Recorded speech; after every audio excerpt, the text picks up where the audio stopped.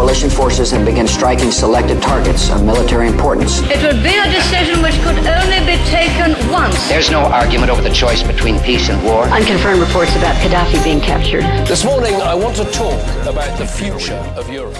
Doing fine. Nice to hear from you. Yeah, apparently at this hour, we understand that the Kenyan government says that the siege at that Westgate Mall in Nairobi is over. They're certainly continuing their investigation, but an interesting side story has come out of this that possibly one of the attackers could be a Northern Ireland woman dubbed the White Widow, which, quite frankly, kind of changes the way people, if this is indeed true, this is going to basically change the way people see the face of terrorism, could it not? In fact, participation of certain white Europeans in terrorist attacks by Islamist rebels is actually not a new phenomenon. The problem is that, the siege in Nairobi was a sort of a high-profile crime. I mean, more than 60 people died.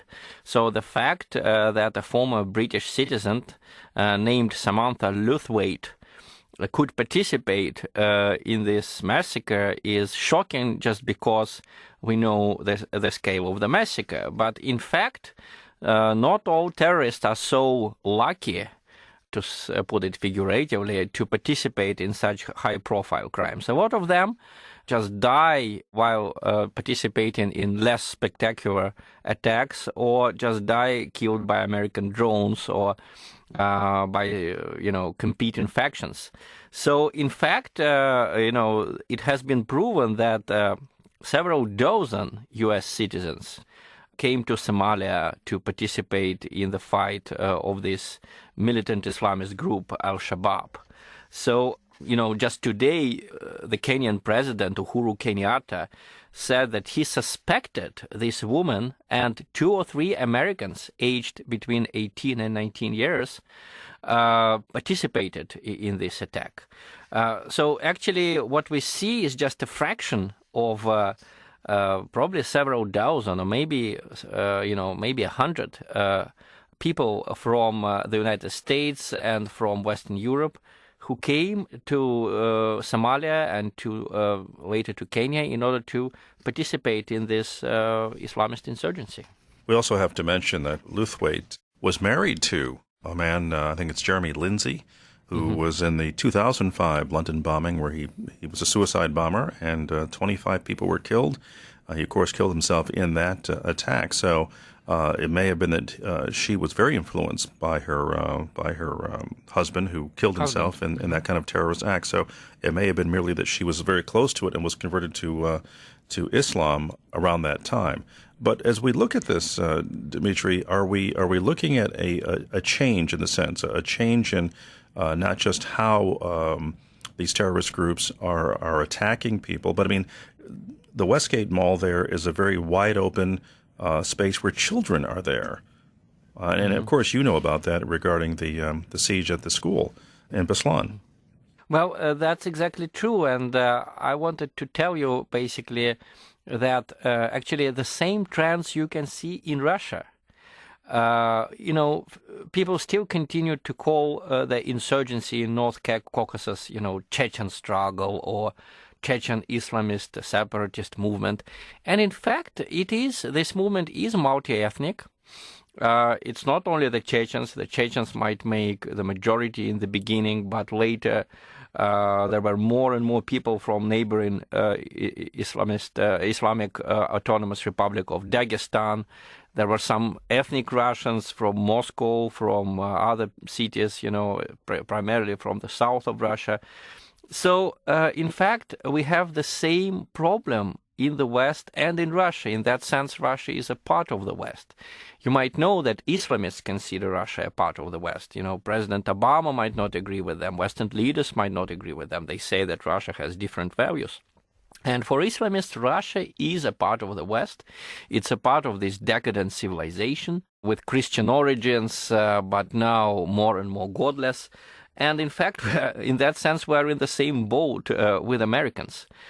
Several most horrendous terrorist acts were committed in Russia by women who were married to North Caucasian terrorist fighters, lost their husbands, in that war. And, for example, one of them was arrested in Moscow before she blew herself up, and she was an ethnic Russian who actually entered Russia from the Baltic, one of the Baltic states. So, Islamist terrorism is a new ideology, and it has a certain appeal also for the so-called white people, the ones who are not who did not imbibe Islam from their parents or from their families. Of course, these are not millions, these are not even hundreds of thousands, but these are many people, and they are extremely active. And in that sense, the life story of Samantha Lewthwaite is very, very indicative and tragic. She's now being, searched for by the British authorities. But certainly there is a very slim possibility that she still lives in Northern Ireland or in England. She went to Africa, and she is suspected by the Kenyan government of taking part or having taken part in a lot of attacks before. She was born into a family of a military man and a housewife. Her parents separated when she was 15, and roughly at the same time she converted to Islam. I think it's very indicative because if you talk to these people, the recent converts to Islam in Russia, in the Western countries, and when you ask them, why did you do that? And, when some of them, of course, a very small minority, but since still some of them, when they go into terrorist activity, when you ask them about American society or Russian society, they say that this is a broken society. A lot of them are from broken families. And, we're accustomed to considering, the Western society sort of ideal, or at least much more comfortable, much nicer to human beings than the traditional societies of the Middle East, for example. But, look how many children with single parents or with no parents at all we see around ourselves. This is certainly not an ideal society. And, of course, the recent converts to Islam feel it stronger than average, of course. Do you think, and certainly neither one of us is a psychologist, but do you think some of the appeal to many of these young people is the structure and the no-nonsense guidelines of radical Islam, in that there are very strict laws to abide by, and of course they believe it's all ordered by God, and this is an easy way for them to, quite frankly, fit in? Well, that's exactly true. And also the militant Islam suggests to people a utopia. What we have seen in the Western world and in Russia as part of the Western world during the last 100 years was the death of utopias. The communist utopia died. The capitalist utopia is sort of dying before our eyes. We see that this is a very unstable society with a very uncertain future. So militant Islam gives people a utopia they can run after. And there is a deep existential desire inside every person to have an ideal, to have a utopia, to follow that utopia. And of course, when you have an organization that pursues a utopia, and when that organization creates a disciplinarian structure where you can fit in if you just obey the orders, and if you are enthusiastic, that has a certain appeal for the young people. The person who is suspected of being Samantha Lewthwaite, this person had, the face covered. Most of the terrorists operated with their faces covered. So the hostages just say that, that figure looked very womanly. These were hands and legs of a woman. And she gave orders in English. And she appeared to be one of the commanders of the terrorists. So you see that you don't just obey the orders, you can be a commander yourself. And there is a certain romantic appeal in that. We know it from history. So, of course, this is a very perverted ideal. This is a very perverted utopia. I think you have absolutely no justification. Some of the Western human rights activists and some of the human rights activists here in Russia, they say that these women are somehow justified by the fact that their husbands died, or some of their relatives died, or, were killed by the police or by the security agents.